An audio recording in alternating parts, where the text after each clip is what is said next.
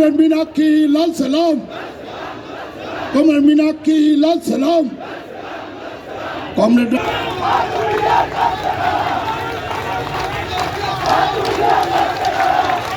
উঠে দাঁড়িয়ে যে স্ট্যান্ডিং ওভেশন বলা হয় তা দিয়ে আমরা আমাদের নেত্রীকে অভিনন্দিত করব। সুকান্ত রক্ষিতকে ও ফুলের স্তবকটা দাদা একটু এদিকে, দিদি দিদি একটু এদিকে।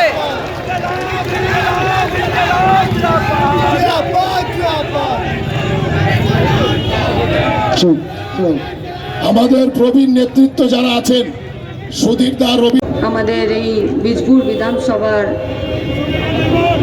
আমাদের সংযুক্ত মোর্চা সমর্থিত আমাদের পার্টির সিপিআইএম কাস্তেহাতুড়ি তারার প্রার্থী পাবিন্দা, মঞ্চে উপস্থিত আছেন আমাদের ছাত্র যুব আন্দোলনের প্রাক্তন এবং বর্তমানে শ্রমিক আন্দোলনের নেতৃত্ব সুভাষ মুখার্জি সহ সংযুক্ত মোর্চার নেতৃত্বরা এবং আজকের আমাদের এই নির্বাচনী সমাবেশে যারা উপস্থিত আছেন সংযুক্ত মোর্চার পক্ষ থেকে বা অনেক সাধারণ মানুষ এমন আছেন যারা এই বিধানসভা নির্বাচনকে কেন্দ্র করে সংযুক্ত মোর্চার কাছে তারা কিছু কথা শুনতে চান। আমরা বুকে হাত দিয়ে বলতে পারি যে নির্দিষ্ট কোনো রাজনৈতিক দলের ঝান্ডা নিয়ে আপনারা অনেকেই আছেন যারা মিটিং মিছিল করেন না, রাস্তাতে থাকতে পারেন না, কিন্তু এবারে তারা সংযুক্ত মোর্চার পক্ষে দাঁড়ানোর জন্য কোথাও না কোথাও মাঠে ঘাটে তারা হাঁটছেন এবং একটা শক্ত হাত খুঁজছেন।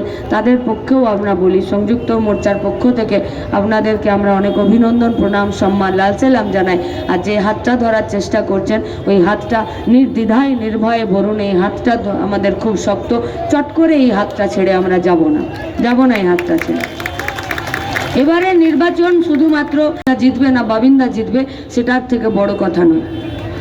এবারে বিধানসভা নির্বাচনে বীজপুর বিধানসভা থেকে গোটা পশ্চিমবঙ্গে সংযুক্ত মোর্চার নেতৃত্বে বিকল্প সরকার তৈরি করার জন্য যে সরকার ইতিমধ্যে ঘোষণা করেছে যে কোন বাপ কা বেটা হ্যায় जो बोलता है कि हम कोरोना थोड़ा सा ठीक ठाक हो जाएगा तो 2.5 লাখ শূন্য পদ আমরা তুলে দেব।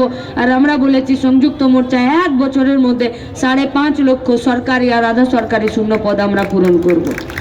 সংযুক্ত মোর্চা বলেছে এই বাজারে যারা আছেন, যারা কমার্শিয়াল লাইন নিয়েছেন, ডোমেস্টিক লাইন নিয়েছেন, মানে বিদ্যুতের বিল 2011 পরে বিদ্যুতের বিল নেবার জন্য ফর্ম ফিল আপ করতে গেলেও তৃণমূলকে পয়সা দিতে হয়েছে। ওদের দোষ নেই, তৃণমূল যদি ঘুষ না নিয়ে যায়, তৃণমূলের অফিসে চেয়ার তো ছেড়ে দিন, বাইরে ঘুরঘুর করাও বন্ধ হয়ে যায়, ওটাই ওদের ফার্স্ট প্রায়োরিটি, সেই জন্য ওরাই কাজ করেছিল।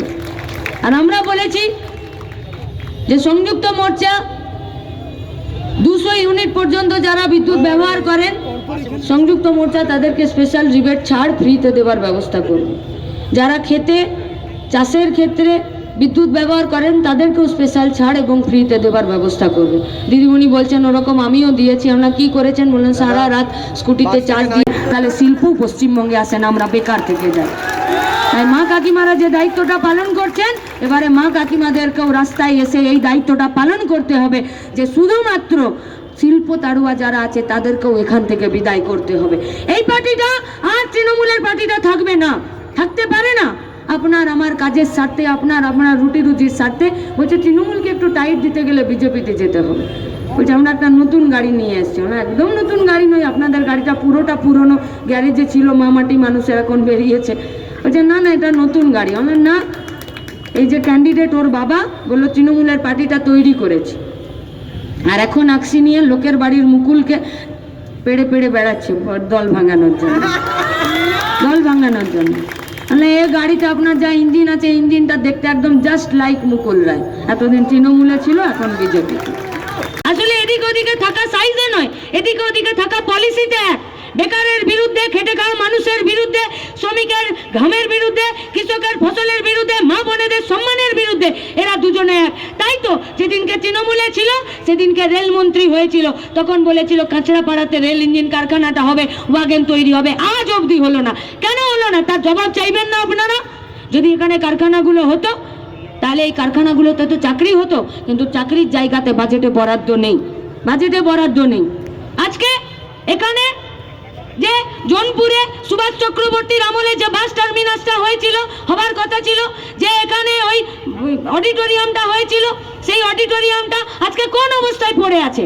আজকে যদি বাস টার্মিনাসটা অডিটোরিয়ামটা ওই জায়গাতে থাকতো, তাহলে এই বীজপুরের আরও বেশি উন্নতি হতো, আরও কতগুলো এই ইনফ্রাস্ট্রাকচারকে দেখে এখানে আরও বেশি ব্যবসা, আরও বেশি উদ্যোগের আসার কথা পশ্চিমবঙ্গের বুকে হতো।